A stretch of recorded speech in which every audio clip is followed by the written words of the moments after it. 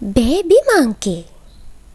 The baby monkey was looking at the way that carpenter uncle working in his workshop.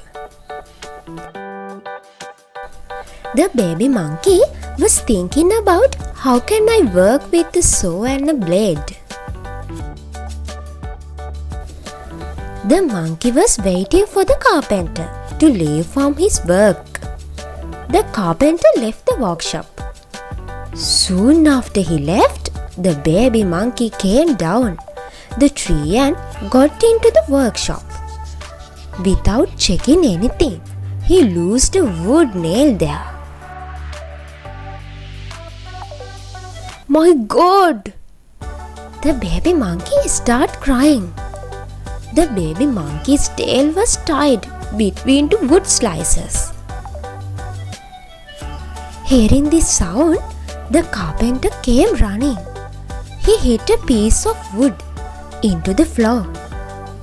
The baby monkey was released. Climbing to a tree, the monkey thought, "After this, I'm not going to do like this."